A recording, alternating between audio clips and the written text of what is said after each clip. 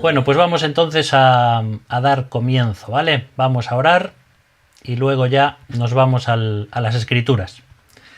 Muchas gracias, Padre, por este tiempo juntos. Gracias por cada hermano y cada hermana que no solamente dedican de su tiempo para estudiar tu palabra, sino que también oran por nosotros, por la Iglesia, y también estas palabras de agradecimiento, Señor, también por nuestros ministerios y por todo aquello que tú haces a través de nosotros. Por eso gracias, porque tú eres el director de la orquesta y nosotros solamente somos instrumentos. Por eso que toda la gloria es para ti, y pedimos también que ahora nos sigas hablando a través de estos versículos que vamos a leer. Nos ponemos en tus manos pidiendo luz y lo hacemos en el nombre de Jesús. Amén. Vale, pues vamos a compartir pantalla y nos vamos, como siempre, a cuando Dios empezó a crear. Aunque los primeros capítulos, como decíamos el otro día, eran muy bonitos también, porque Dios había hecho todo perfecto, pero ahora vemos desde el capítulo 3 que las cosas se van complicando. La caída en el pecado, y luego ya vimos también el martes pasado cómo Caín, por envidia y por celos de su hermano, mata a su propio hermano, carnal, a Abel. Por eso que comenzamos a ver cómo el mundo se desmorona y cómo el pecado de Adán y Eva comienza a traer pues trágicas consecuencias, no solamente para ellos, para su familia, sino también para toda la humanidad.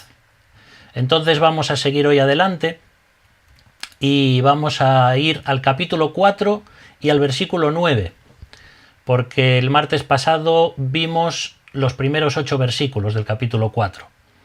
Así que vamos a ir ahí, porque hemos visto cómo Caín mataba a Abel, y ahora vamos a ver las consecuencias de todo lo que sucede y de lo que Dios le tiene que decir a Caín. Si os acordáis también, Dios le había avisado, le había advertido a Caín acerca de que estaba muy enfadado, que tuviese cuidado porque ese pecado podía caer sobre él como una fiera salvaje.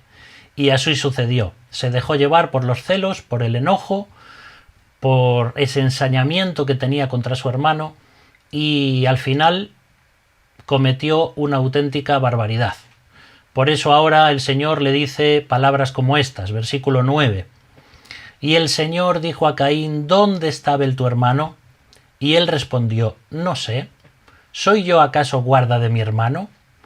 Y él le dijo: ¿Qué has hecho? La voz de la sangre de tu hermano clama a mí desde la tierra. Vemos cómo ese corazón indiferente de Caín, ¿verdad? Ya primero Dios le había dicho a Caín: Caín, si haces las cosas bien, si haces un sacrificio como yo os había ordenado, pues todo va a ir bien. Pero si haces las cosas de mala gana, con mala actitud, las cosas te van a ir mal. Sin embargo, Caín no cambia de actitud, Caín no se arrepiente del enojo que había en su corazón, y ahora, aún después de haber cometido este asesinato, ni siquiera se arrepiente de lo que ha hecho. Porque fijaos con qué orgullo y con qué soberbia le responde a Dios. Dios le dice: ¿dónde está Abel tu hermano? No porque Dios no lo supiera, sino como haciéndole pensar a Caín en lo que había hecho. Y Caín lo que dice es: pues no sé, ¿acaso soy yo quien tiene que cuidar de él? Como diciendo casi: Dios, si tú lo hubieses cuidado, pues no le hubiera pasado nada. Así que fijaos esta chulería, como decimos aquí en España, de una persona que pasa por encima de la autoridad, ¿no? Y Dios le dice: ¿qué es lo que has hecho, no? La voz de tu hermano clama a mí desde la tierra. Y Caín, entonces, decimos que no se arrepintió de su enojo. Caín no se arrepintió del asesinato, porque podría haber quebrantado su corazón aquí y decir: pues Dios, tienes razón, he hecho mal, he cometido algo terrible y te pido perdón. Sin embargo, no. Estamos viendo, como ya dijimos el otro día, que Caín es la simiente del diablo, es decir, de aquellas personas que van contra la autoridad de Dios y que no quieren seguir lo que Dios dice. Por eso que estamos viendo cosas terribles que lo que hacen es endurecer cada vez más el corazón de Caín. Y esto es lo que sucede también con el pecado. El pecado nos va endureciendo. La Biblia dice que Dios nos ha dado una conciencia, que es como un sistema de alarma que se pone en funcionamiento cuando cometemos algo malo. Es como si fuera en nuestra mente que unas alarmas o unas luces rojas empiezan a brillar con ruido y empiezan a decirnos cuidado, cuidado, estás yendo por un camino equivocado. ¿Qué pasa cuando no hacemos caso a la conciencia? Que poco a poco la conciencia se va también endureciendo. Y llega un momento que ya no le prestamos atención porque vamos perdiendo la sensibilidad. Por eso es tan importante recordar, por ejemplo, textos como 1 Timoteo capítulo 4 y versículo 2, donde está diciendo ahí, por la hipocresía de mentirosos que teniendo cauterizada la conciencia. Esa palabra tal vez no la usamos hoy, cauterizar, pero el cauterio, algunos ya sabéis que eso era un instrumento que se usaba antiguamente para quemar una herida. Ahora, si te haces un corte o una herida, lo más normal es que se desinfecte y luego se cose. O se le dan unos puntos de sutura o se ponen unas grapas, etc. Bueno, antes lo que se hacía era usar como una especie de instrumento de hierro caliente que se ponía encima de la herida y entonces quemaba eso. Y eso era cauterizar la herida. Entonces, ¿qué pasa cuando el ser humano peca y no hace caso a su conciencia? Pues es como si estuviésemos quemándola cada vez más. Y llega un momento que ese lugar donde ya tocas y donde tantas veces lo has quemado, ya no tienes ninguna clase de sensibilidad. Entonces, esto es lo que ya le estaba pasando a Caín. Caín perdió toda sensibilidad por el amor, ni siquiera por su propia familia. Fue un rebelde, fue un asesino, fue un mentiroso y no había nada en su corazón que mostrase ni siquiera gratitud a Dios por nada. Todo eran quejas. Ahora encontramos también otro versículo ahí en Tito, capítulo 1 y versículo 15, y también explica esto con más detalles. Dice: mas para los corrompidos e incrédulos nada les es puro, pues hasta su mente y su conciencia están corrompidas. Entonces, la conciencia que Dios pone en el ser humano es como ese sistema de alarma, pero si nosotros desconectamos la alarma, no va a funcionar para nada.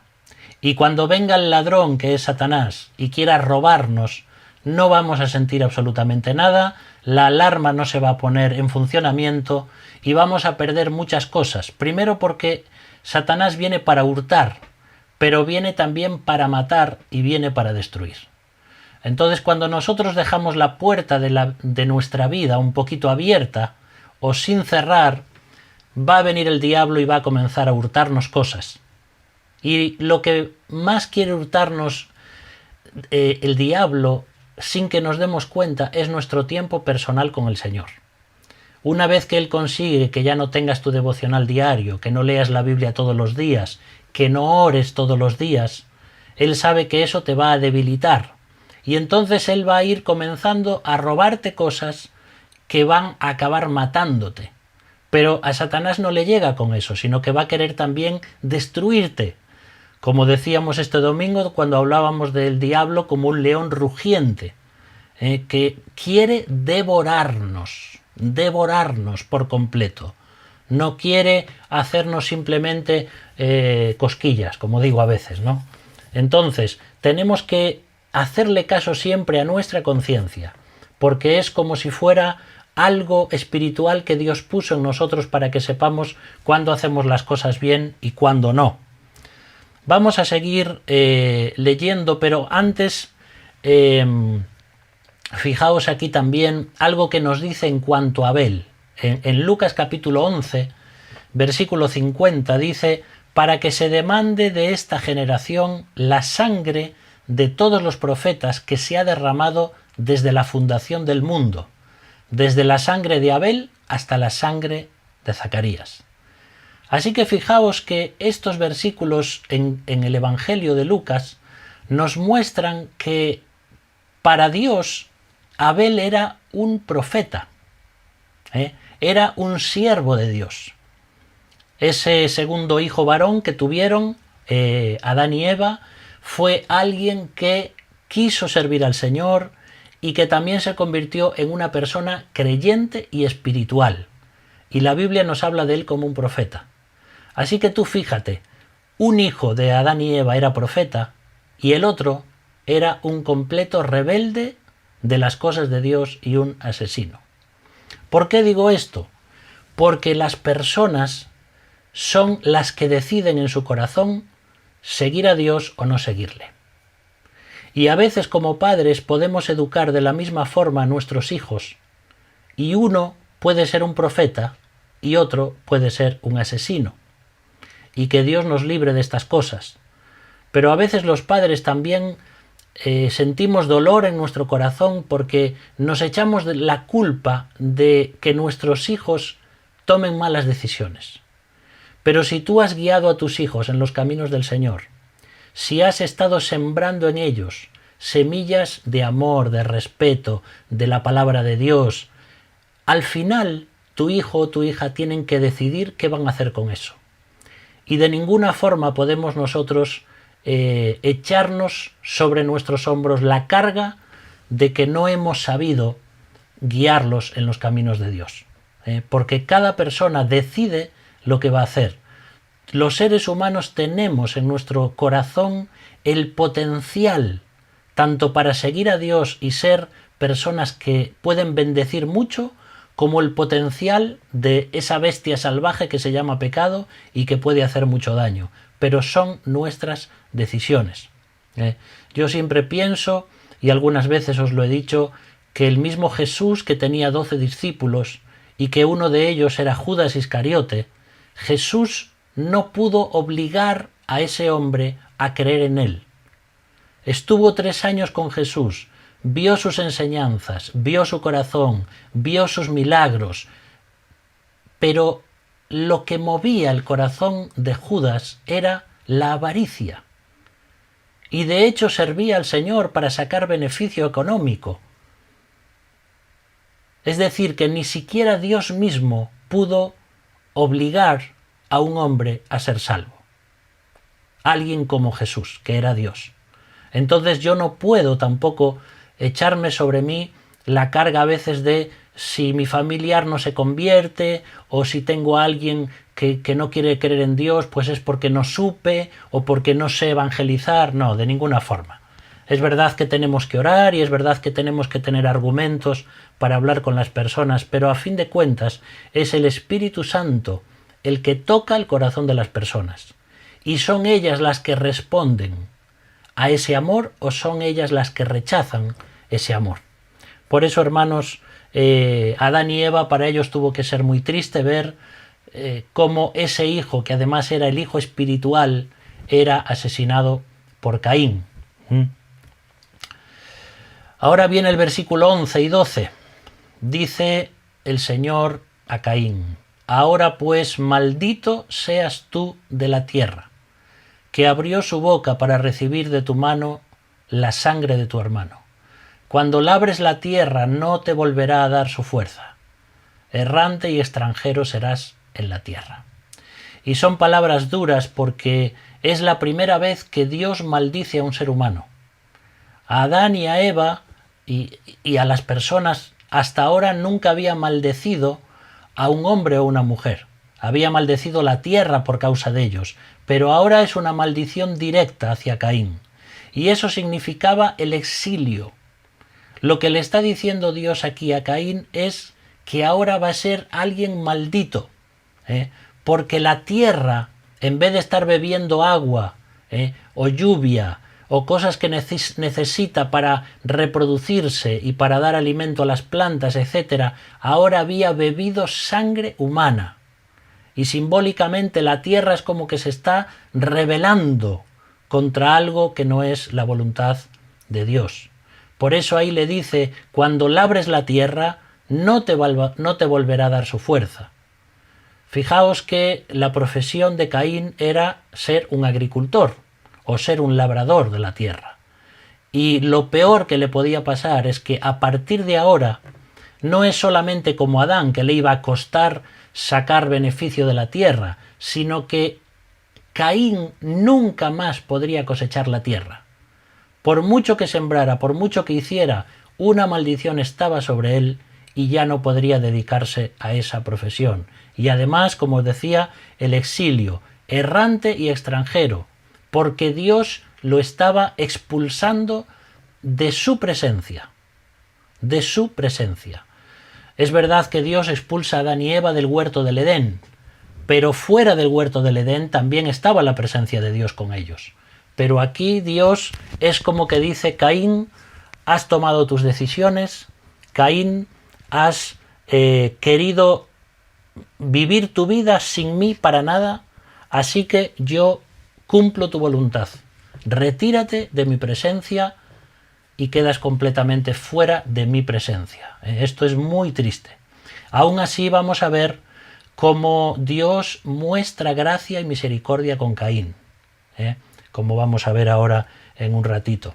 Fijaos también unos versículos que encontramos en Deuteronomio capítulo 27 y versículo 24. Aquí ya estamos adelantando mucho en el tiempo porque es la ley que Dios da al pueblo de Israel, pero dice: maldito el que hiriere a su prójimo ocultamente, y dirá a todo el pueblo: amén. Una cosa ya es hacer daño, pero cuando alguien hace daño, como lo hizo Caín, si os acordáis el martes pasado, que veíamos con ensañamiento, con ganas de hacer daño, un homicidio en primer grado a su propio hermano, ocultamente, engañándolo. Eso es algo que Dios dice una maldición sobre esa persona. Y también dice Job 15, versículo 20, todos sus días el impío es atormentado de dolor y el número de sus años está escondido para el violento. Lo que estamos encontrando aquí es que la vida de Caín y la vida de todos aquellos que no quieren a Dios en sus vidas va a ser una vida triste. Por más que parezca que ellos por afuera sonríen y que disfrutan de la vida, pero una persona que no tiene a Dios, una persona que rechaza a Dios, es una persona que va a no poder descansar por la noche. Y Caín, lo que iba a pasar con él es que no iba a vivir los años que tendría que vivir, su trabajo iba a ser un agobio, tendría que andar deambulando como un vagabundo de un sitio para otro y escapando también por miedo a que otras personas pudieran matarlo. Así que realmente no quitamos nada bueno con desobedecer a Dios. Y fijaos aquí la respuesta de Caín en el versículo 13. Y dijo Caín al Señor: grande es mi castigo para ser soportado. He aquí me echas hoy de la tierra, y de tu presencia me esconderé, y seré errante y extranjero en la tierra. Y sucederá que cualquiera que me hallare me matará. Así que tengamos en cuenta que esto que Caín hizo fue algo muy malo a los ojos de Dios, y Dios tomó medidas con él, a tal punto como vamos a ver que Caín se convierte en esa simiente del diablo, en esa línea de la humanidad que va a estar siempre rebelada contra Dios, y así toda su descendencia. Ahora, si pensamos una cosa, Caín es condenado al exilio, pero sigue sin arrepentirse. Lo único que se queja Caín es de su castigo. ¿Os dais cuenta esta actitud que hay en el corazón?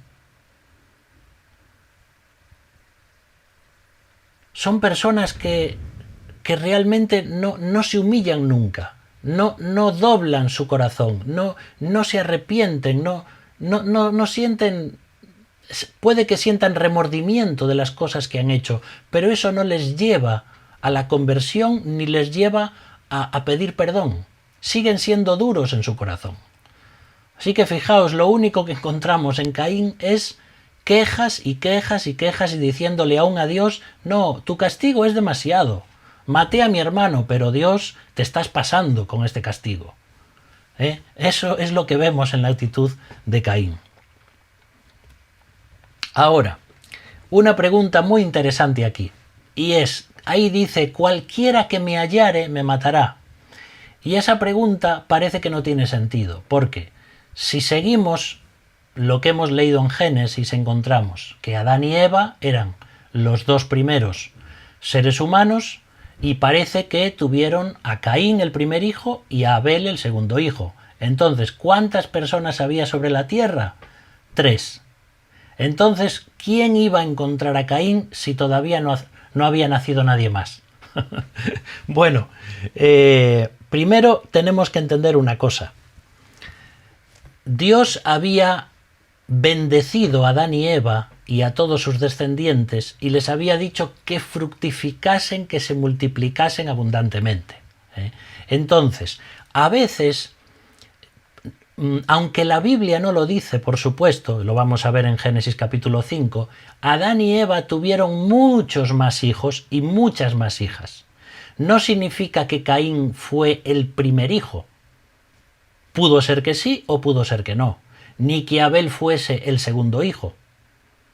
En medio de ellos, o antes de ellos y después de ellos, pudieron tener también muchos hijos varones y muchas hijas mujeres. Lo que pasa es que Dios se enfoca en ellos dos. ¿Por qué? Porque uno, que es Caín, va a seguir una línea de la simiente de la serpiente, es decir, la mundanalidad, el hombre que toda su descendencia va a ir contra Dios, y Abel, aunque luego va a ser Set, Abel va a seguir la línea de aquellas personas creyentes. Por eso se enfoca en ellos dos, pero no significa que no había más descendientes de Adán y Eva. Además, daos cuenta de que en aquel tiempo vivían muchos años. Entonces, aquí tenemos dos opciones. Eso de cualquiera que me hallare, porque eso significa que es que había otras personas, lógicamente, o que las iba a ver pronto, ¿sí? Tenemos dos opciones: o había otros seres humanos antes de Adán y Eva, que algunos diréis, eso es imposible. Bueno, que sepáis que hay eruditos bíblicos que dicen que Adán y Eva no fueron los primeros. Aunque esto nos parece una barbaridad, y yo tampoco estoy de acuerdo con eso, pero dice que había una humanidad antes de Adán y Eva y que Adán y Eva fueron de alguna forma hechos por Dios para hacer una diferencia en esa humanidad. Bueno, aquí habría que meterse a un montón de cosas y de problemas que realmente yo no estoy de acuerdo con eso, ¿no? Pero hay esas dos opciones. Si solamente estaban Adán, Eva y Caín, ¿de dónde salían las otras personas? O está la segunda opción, que es la que nos parece más razonable, y es que Adán y Eva tuvieron muchos más hijos. ¿De acuerdo? Entonces, no porque la Biblia no lo diga, no significa que no hay más descendientes. Por eso el foco de Dios siempre se va a centrar en algún personaje bíblico, aunque no hable de los demás. Por ejemplo, si tú vas al rey David, por ejemplo, te vas a encontrar en las historias del Antiguo Testamento, en Samuel, etcétera, cómo se habla de 4 o 5 hijos suyos. Pero yo no recuerdo el número exacto ahora de los hijos que tuvo el rey David, pero no sé si fueron 40 o 70 hijos. Entonces, ¿por qué no se habla de todo eso? Bueno, pues porque el Espíritu Santo quiso centrarse en algunos de ellos simplemente. La Biblia no es un libro exhaustivo, no es un libro que te da los detalles de todas las cosas, sino que se centra en aquellas personas o en aquellas biografías de las que nos quiere mostrar cosas. También date cuenta, en el capítulo 4 y versículo 1 que leímos el martes pasado, Eva dice: por voluntad del Señor he adquirido varón. Y uno dice: vale, entonces ya podía tener hijas que no eran varones, porque el texto no lo dice, ¿verdad? Podía ser que Caín fue el primer varón que tuvo, pero tal vez ya tenía hijas, y esas hijas tal vez ya estaban ya tenían años. Entonces, todas estas cosas, aunque la Biblia no las dice, son suposiciones que hacemos, pero que tienen un sentido. Por eso ese me matará, cualquiera que me hallare me matará, se refería a la venganza de sangre que un familiar podía hacer para vengar la sangre de Abel. Él tenía miedo de que otras personas, que por supuesto eran sus hermanos, pues pudiesen terminar con su vida. Ahora, el versículo 15 nos muestra cómo Dios muestra su gracia y su misericordia. Dice: y le respondió el Señor: ciertamente cualquiera que matare a Caín 7 veces será castigado. Entonces el Señor puso señal en Caín para que no lo matase cualquiera que le hallare.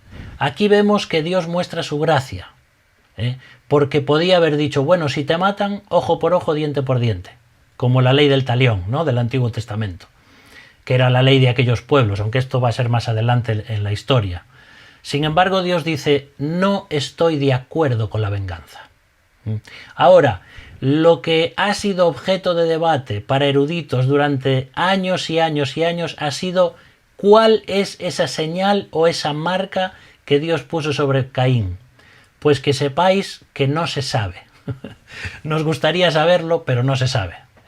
Algunos dicen que fue un tatuaje, que le hizo un tatuaje, pero entonces eso ya también daría pie a decir: ¿ves? Dios apoya el tatuaje porque le hizo un tatuaje a Caín. Es imposible de saber. Lo que sí os puse aquí es una imagen de un tatuaje de una pierna. Fijaos, alguien, pues esto es una pierna real, ¿no? Alguien se tatuó en su pierna la imagen de Caín matando a Abel. Ya veis, hay gente para todo. Ya me dirás qué significado tan bonito puede tener un tatuaje así. Yo veo un tatuaje así en una persona y escapo. Pero bueno, no sabemos cuál fue la marca ni cuál fue la señal. Lo que está claro es que la gente que veía a Caín sabía, por alguna cosa que Dios puso en él, que tenían que tener cuidado porque era alguien protegido por Dios. Luego también, si sigues leyendo la Biblia y te encuentras, por ejemplo, con lo que se llaman las ciudades de refugio, cuando Moisés reparte la tierra y si alguien, por ejemplo, mataba a una persona, podía huir a una ciudad de refugio y refugiarse allí hasta que muriese el sacerdote o algo así, porque el vengador de la sangre iba a ir detrás de esa persona hasta matarla. Entonces Dios, que no está de acuerdo con la venganza, dijo que hiciesen esas ciudades en diferentes lugares de Israel para que allí pudiesen escapar las personas que habían matado a alguien involuntariamente. Vale. Entonces Dios protege a Caín de la venganza. Hay muchos versículos en los cuales Dios nos muestra que no debemos vengarnos, pero hay uno conocido en Romanos 12:19 que dice: no os venguéis vosotros mismos, amados míos, sino dejad lugar a la ira de Dios, porque escrito está: mía es la venganza, yo pagaré, dice el Señor. ¿Sabéis lo que pasa con la venganza? Que la venganza nunca es justa, porque si a ti te arrancaron un ojo y tú te vas a vengar, le vas a arrancar los 2 ojos. Y si violaron a alguien de tu familia, pues tú lo que vas a querer es matar a esa persona. Entonces la venganza nunca es justa. La venganza siempre da mucho más daño del que hicieron a uno. Por eso es que Dios quiere que la venganza sea equitativa, que sea justa, que haya justicia y que no se dé más castigo del que se supone que se le debe dar. Y el único que es completamente imparcial para administrar la justicia y la venganza es Dios. Y aunque nos duela mucho el corazón, porque a veces nos gustaría vengarnos de aquellas personas que nos han hecho daño, porque es algo que reclama nuestra naturaleza humana, la injusticia, algo que está clamando por justicia. Pero yo no puedo traer esa justicia.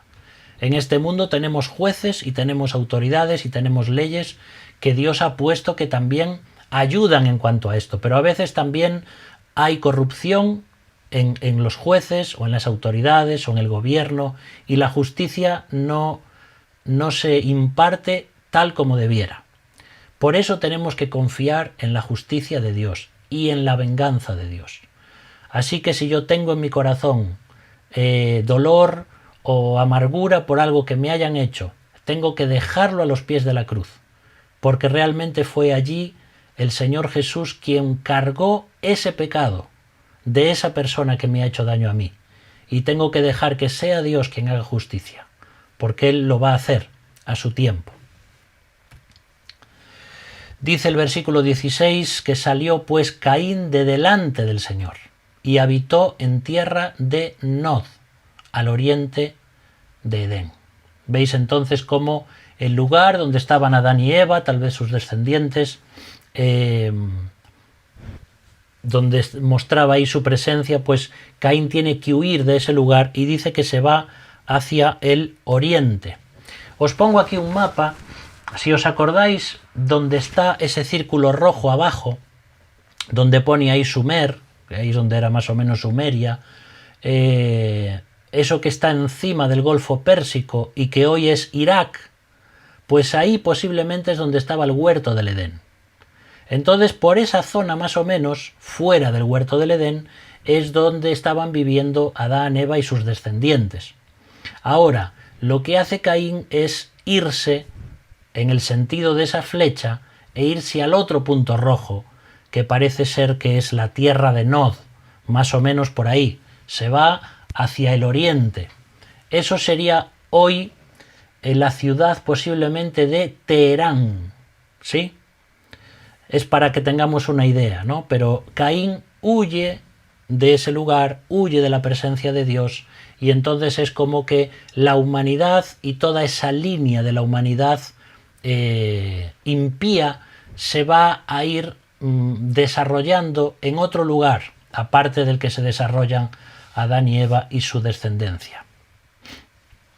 Vale. Nod significa exilio o desarraigo. Así que, como decíamos hasta ahora, esa primera simiente impía de que ya en Génesis 3, versículo 15, Dios había prometido, la simiente de la serpiente, los hijos del diablo, aquellos que rechazan a Dios y que se rebelan contra Él, pues ya encontramos a Caín como huye de la presencia de Dios, y ya vamos a ver cómo forma allí una ciudad. Pero siempre algo interesante es que siempre que alguien huye de Dios, no va a tener cosas buenas en su vida. ¿Te acuerdas de la historia de Jonás? Que también la historia de Jonás no deja de ser una especie de parodia. Por supuesto que fue una historia real, pero es una historia que tiene mucho humor, porque realmente Jonás, que era el profeta de Dios y el que se suponía que tenía que dar ejemplo a los demás, es la persona más absurda y más tonta que podamos encontrar, porque él huye de Dios, como él ya sabía que no podía huir de Dios, y entonces Dios le dice que vaya a Nínive, y entonces él dice, pues yo me voy al otro lado, y se va para Tarsis, ¿no? Se quería venir a España, aquí a Cádiz, al sur de España, y luego allí encuentras en el barco cómo se levanta una tempestad y cómo aquellos marineros pues claman a sus dioses y luego echan suertes a ver qué había pasado. La suerte cae sobre Jonás y le dicen, bueno, Jonás, a ver, cuéntanos qué ha pasado. Y Jonás les dice, yo soy hebreo y temo al Dios de los cielos. Era un hipócrita. ¿Cómo que temes al Dios de los cielos? Si temes a Dios, ¿qué haces aquí huyendo de Dios? No. Y al final, aquellos marineros que eran incrédulos y mundanos tienen más misericordia que la que tenía el propio Jonás. Y Jonás dice, tiradme al mar y se va a calmar. Y ellos dijeron, no, ¿cómo te vamos a tirar al mar? Y entonces lucharon por todos los medios para intentar no tener que echar por la borda a Jonás, hasta que al final no tuvieron otra opción, ¿no? Y luego aquellos marineros se convierten al Señor y adoran a Dios y le hacen sacrificios y todo. Es decir, encontramos un libro que a veces nos da la risa cómo los creyentes podemos ser así. Y cómo aún a pesar de nuestra maldad o de nuestra hipocresía, Dios es capaz de usarla para salvar a otras personas. Pero lo que quería decir es que huir de Dios siempre es algo que nos va a traer malas consecuencias. No podemos huir de Dios en primer lugar, y segundo, cuando no queremos a Dios sobre nuestras vidas, todo lo que vamos a experimentar es algo negativo. Y esto es lo que le pasó a Caín.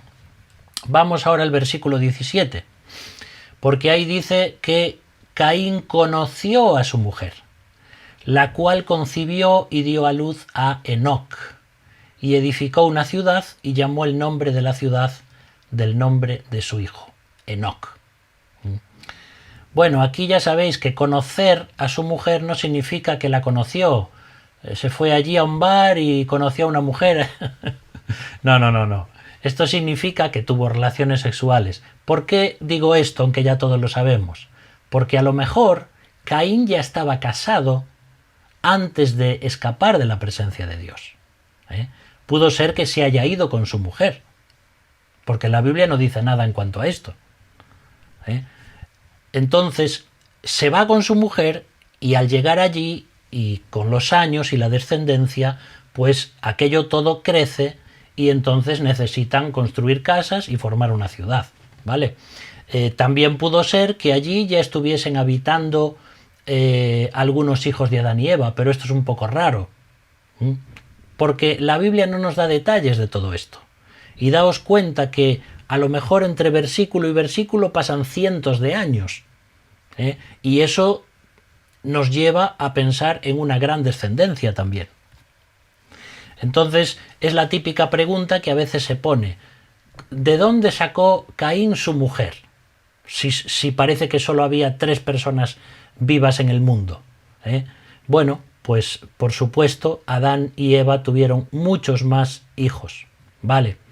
Y Enoc significa principiante, o significa iniciado, ¿no? Como diciendo, voy a comenzar de nuevo, voy a empezar de cero, le voy a llamar a mi hijo empezar de cero, principiar, hacer algo nuevo, y vamos a construir una ciudad. Entonces, si construye una ciudad, es también porque había gente, ¿verdad? Por eso que decimos, pero si se acaba de conocer a su mujer, ¿cómo va a construir a una ciudad? Bueno, es que ya no solo entre versículo y versículo, sino que en el mismo versículo pueden estar pasando cientos de años. Por eso que la Biblia no nos da detalles de eso, porque la Biblia se enfoca en lo que nos quiere decir. La Biblia a veces es como un hombre, nos dice lo mínimo imprescindible. A veces es como una mujer y nos da detalles y detalles y detalles. Pero aquí encontramos esto. Por supuesto, alguien puede decir, ¿cómo Caín se iba a casar con una hermana?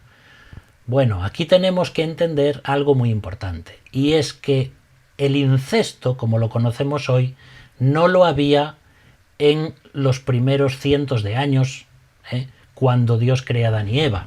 ¿Por qué? Porque la genética era prácticamente pura. El incesto sale después en la ley de Moisés y se prohíbe casarse entre familiares consanguíneos. ¿Por qué? Porque la genética ya se había comenzado a deteriorar, y casarse con familiares pues puede traer problemas a los hijos que van a nacer. Pero al inicio, tanto Adán y Eva como sus hijos lógicamente tuvieron que tener relaciones entre ellos. Ya no sabremos si poder decir con su madre, con sus hermanas, pero tuvo que ser así, porque no había ningún problema, y Dios les había dado esa bendición para que se reprodujesen de una forma muy grande.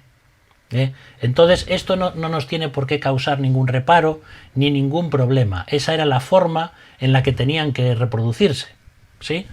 También, si tú lo piensas después, cuando estudiemos la historia de Noé, si no había nadie más vivo en todo el mundo después del diluvio, ¿con quién se reproducen los hijos de Noé?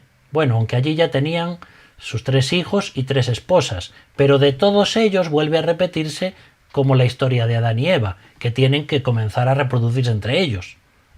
Entonces, en esos primeros cientos de años, o aún más, no había ningún problema con el tema de las relaciones entre familiares de primer orden, ¿no? De hecho, también si piensas en Abraham, por ejemplo, Abraham tenía una esposa que era media hermana. Entonces, ahí era una forma normal de vivir porque no había problemas como los que tenemos hoy genéticos. De hecho, si tú estudias antropología, por ejemplo, te vas a encontrar como aún hoy hay tribus que tienen relaciones sexuales entre la propia familia para no tener que compartir esa autoridad y la herencia que tienen entre los miembros de la tribu. Y a veces no tienen ningún problema en cuanto a que los hijos salgan con algún problema físico o algún problema mental. Por eso, que cuanto más al origen. Por eso vivían casi 1000 años las personas. El pecado todavía no había deteriorado el cuerpo como lo hace hoy, ni había los problemas y las enfermedades que tenemos hoy. Fíjate, por ejemplo, Adán, que luego lo puedes leer, vivió 930 años.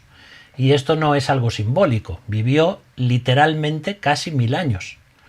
Y fíjate una frase que dice aquí un escritor bíblico, James Montgomery Boyce, dice: si solo la mitad de los hijos de Adán vivió, y si solo la mitad de ellos se casó, y si solo la mitad de ellos tuvo hijos, la población ascendería a más de 1 millón de personas cuando Adán murió.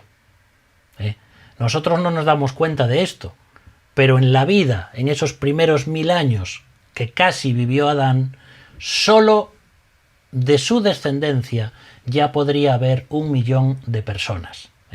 Entonces, como los versículos no se enfocan en esto, no nos están hablando de las hermanas de Caín y Abel, ni de ninguna otras cosas, simplemente se enfocan, como os decía, en líneas que van en cuanto a la línea, la simiente piadosa que va a salir ahora, como vamos a ver, de Set, y en la línea impía, que es la línea de Caín. Versículo 18. Y a Enoc le nació Irad, e Irad engendró a Meujael, y Meujael engendró a Metusael, y Metusael engendró a Lamec. A veces encontramos a los padres buscando nombres sin saber cómo le van a poner en su hijo, a su hija. Hay un montón de nombres aquí en las escrituras, en las genealogías. Algunos hasta nos causan gracia, ¿no? Me acuerdo ahora de uno que se llama Matatías. Yo creo que solo ponerle a tu nombre a tu hijo ese nombre y ya lo meten en la cárcel, ¿no? Tal como está el hecho de el tema de la violencia de género y todo esto.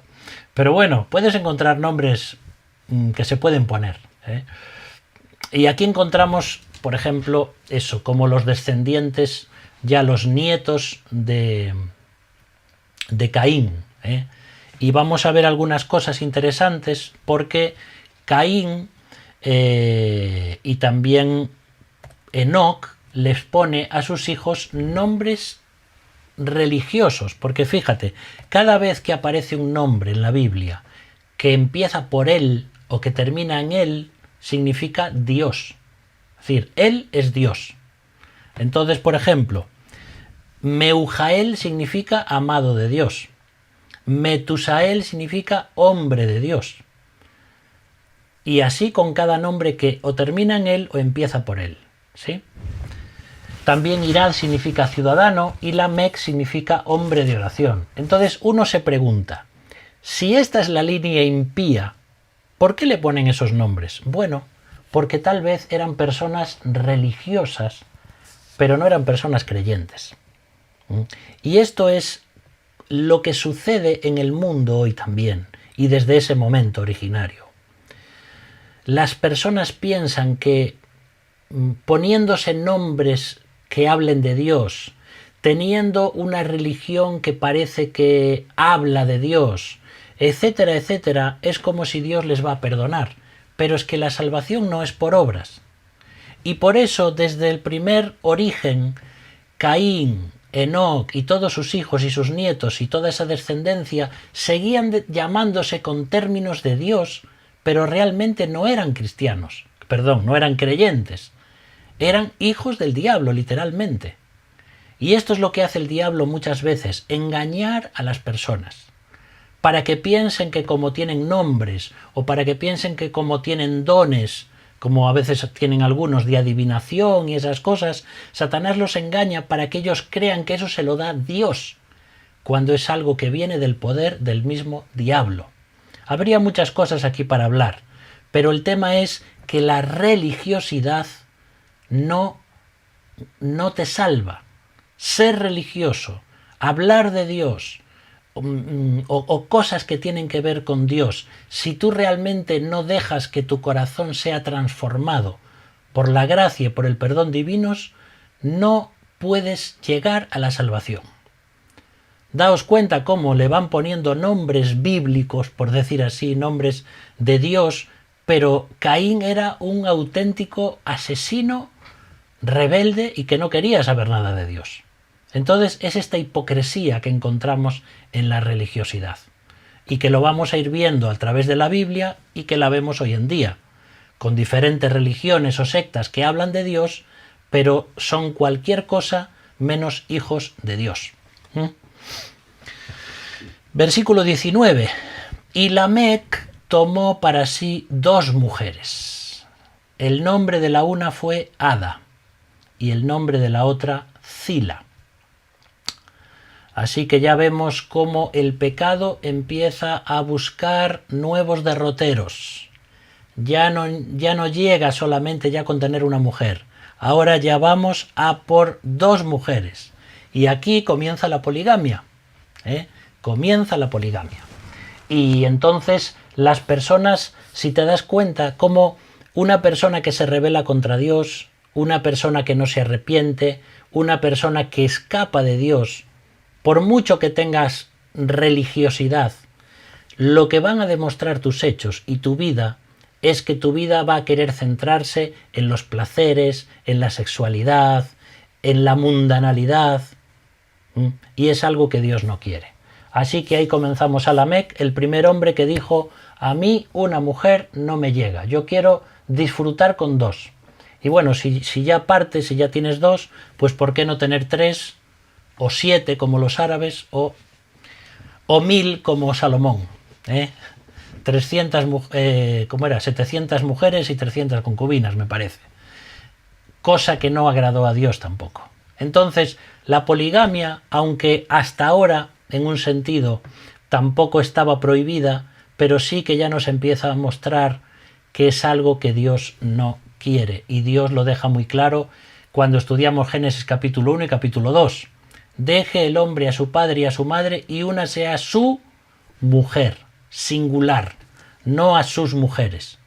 ¿Vale? Versículos 20 al 22. Y Ada dio a luz a Jabal, el cual fue padre de los que habitan en tiendas y crían ganados. Y el nombre de su hermano fue Jubal, el cual fue padre de todos los que tocan arpa y flauta. Y Zila también dio a luz a Tubal Caín, artífice de toda obra de bronce y de hierro. Y la hermana de Tubal Caín fue Naama. Es curioso que aquí se nombra a una mujer, porque generalmente se nombran solamente los nombres de los varones, pero Naama significa bella, hermosa. Entonces parece ser que Naama fue una mujer muy, muy bella, y es por eso que se incluye aquí como alguien especial. Si os dais cuenta, por ejemplo, aquí vamos a ver cómo van surgiendo las profesiones y los oficios. Jabal era ganadero trashumante, ¿vale? Porque fue, dice, el padre, el pionero, que comenzó a criar animales, comenzó a vivir en tiendas y comenzó a buscar las zonas más necesarias y más provechosas y los pastos para sus ganados. Y eso significaba que tenía que estar moviéndose continuamente. Fíjate también cómo lo que Dios le dijo a Caín, que tendría que estar siempre moviéndose, que no iba a tener ningún lugar fijo, aún llega también hasta sus nietos y sus bisnietos. Jubal fue músico, Así que ahí comenzaron a inventarse todo lo que tiene que ver, de hecho ya encontramos ahí arpas y flautas, es decir que ya tenemos instrumentos de cuerda y de viento, la creatividad que Dios da al ser humano. Tubal Caín fue un obrero metalúrgico porque ya trabajaba el bronce y el hierro. Y Naama podríamos decir que fue una top model, que fue una modelo, porque era realmente una mujer muy bella, parece ser, por la historia, y es por eso que se la incluye aquí, aunque no sea un hombre. Pero ahí vemos la importancia de la profesión y cómo desde el principio, que siempre lo recalco, el ser humano está hecho para trabajar, para estar ocupado, para sentirse realizado, ¿vale? Por eso, y más en estos momentos donde encontramos que todo comenzaba, donde se empiezan a hacer descubrimientos, inventos, creatividad y también todo lo que es la línea de Caín, vamos a encontrar que tuvo que esforzarse tal vez mucho más que la línea más piadosa, porque ellos tenían esa maldición de Caín. Ahora viene Lamec. Mira, este hombre Lamec. Podría ser así como aparece ahí, no tenemos idea. Génesis 4, versículo 23. Y dijo Lamec a sus mujeres: Ada y Zila, oíd mi voz. Mujeres de Lamec, escuchad mi dicho, que un varón mataré por mi herida y un joven por mi golpe. Si 7 veces será vengado Caín, Lamec en verdad 70 veces 7 lo será. Así que aquí este hombre, que ya que se conoce como alguien con quien no te podías meter para nada, lo que está diciendo es: así que Dios iba a vengar a Caín, pues a mí, vamos, muchísimo más. A mí el que me toque lo reviento. Tenía que ser una persona verdaderamente violenta, este hombre, Lamec. Fijaos cómo el pecado se va reproduciendo, ¿no? Y cómo te va endureciendo. Y cuando ya tienes 2 esposas y empiezas a equivocarte y empiezas a pecar, también vas a seguir por el camino del desorden. Entonces no era para nada una persona humilde ni una persona que perdonase, sino al contrario. El mínimo toque a una persona como estas iba a terminar tal vez en tu muerte y la muerte de todos tus familiares. De hecho, esa canción es el primer poema de la Biblia que encontramos, porque esto parece ser que era como una especie de canción o de grito de guerra que se había inventado Lamec y que seguramente cantaba para que la gente lo escuchara. Lamec está mostrando orgullo, arrogancia, autosuficiencia y venganza. Este es uno de los descendientes de Caín. Veis, por lo tanto, cómo desde Caín, en este capítulo 4, nos estamos enfocando en la línea impía. Aunque luego es como si el Señor nos volviese otra vez a la línea piadosa, a la línea de Adán y Eva.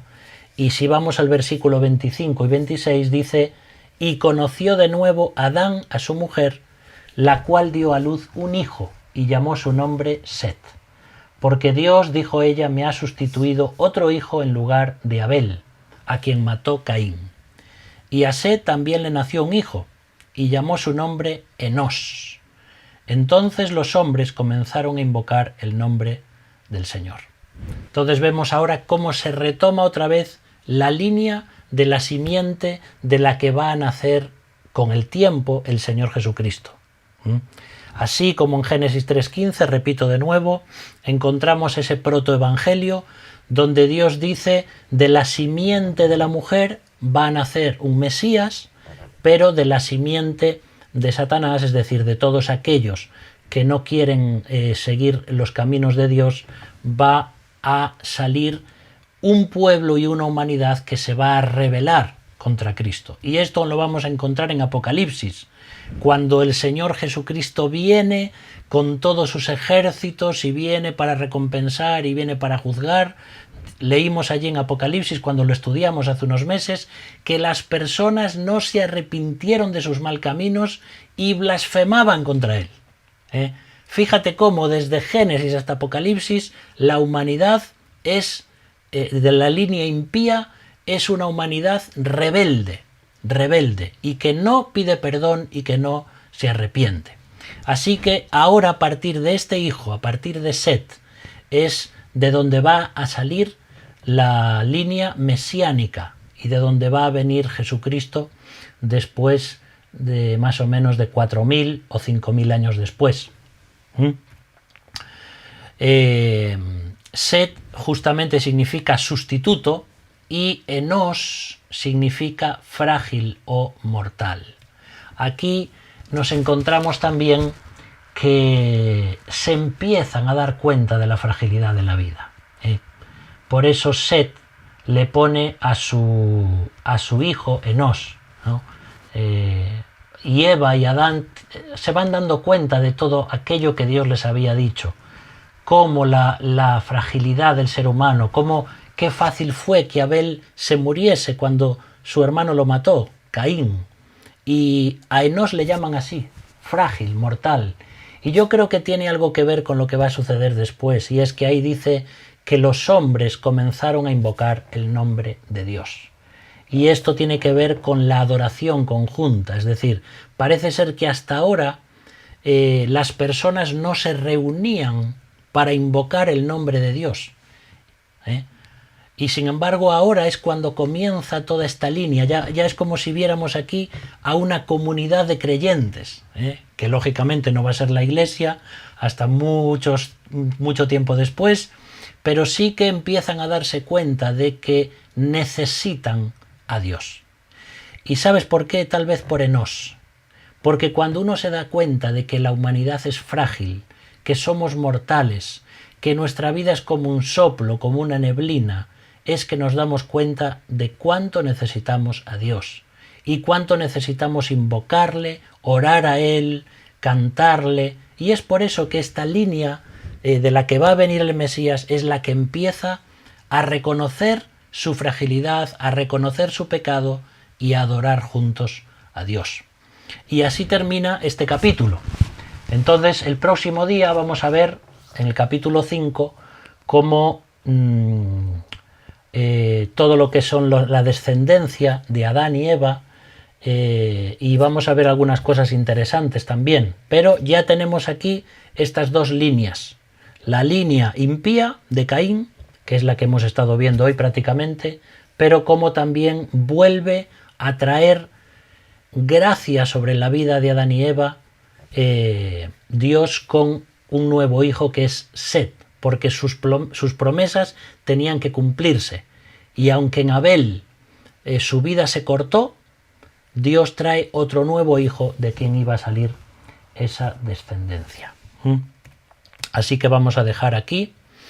Recordad también que hoy estamos a día 14, el próximo día, creo que es el 21, va a ser el último día que vamos a tener clase hasta después, hasta el año que viene, ¿sí?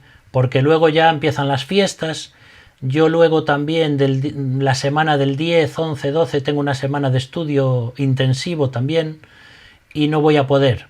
Entonces ya el próximo día os diré que vamos a dejar 3 semanas sin clase, pero bueno, en principio el próximo martes 21 sí la vamos a tener para comenzar con Génesis capítulo 5. Vamos a dejaros aquí ahora para que... Vale. Cualquier cosa duda que tengáis o lo que sea, podéis de nuevo, como decimos siempre, escribir y algún mail o algún WhatsApp y ahí pues podremos responderos. Y de nuevo, por si alguno no estaba, mañana recordad también que tenemos la reunión de oración a las 9:30 y que estéis orando también por Walter para que se recupere bien. Y bueno, que Dios haga su voluntad en la vida de cada uno de nosotros, ¿sí? Vamos a orar entonces para terminar. Gracias, Padre, de nuevo por este tiempo juntos y gracias porque tú eres bueno. También nos duele el corazón de ver cómo a veces por esta línea de Caín encontramos a personas tan rebeldes que no quieren saber de ti, pero realmente todos tenemos ese corazón, Señor. Menos mal que tú nos has perdonado, que tu gracia ha venido sobre nosotros, porque tenemos el potencial para hacer mucho daño, a menos que Cristo transforme nuestras vidas. Es por eso, Señor, que te pedimos que obres en nuestra vida, que podamos quedar advertidos de todo lo que sucede cuando nos dejamos llevar por el mal camino y por el diablo, y cómo no hay nada mejor que seguir tu voluntad y aquello que quieres para nuestras vidas. Ayúdanos, Señor, a poner todo esto en práctica. Pedimos que cuides también de cada uno, de Walter especialmente, y que tú bendigas a cada uno también de mis hermanos en sus vidas, sus ministerios, sus trabajos, sus familias. En el nombre de Jesús. Amén. Muy bien, hermanos. Muchas bendiciones para todos.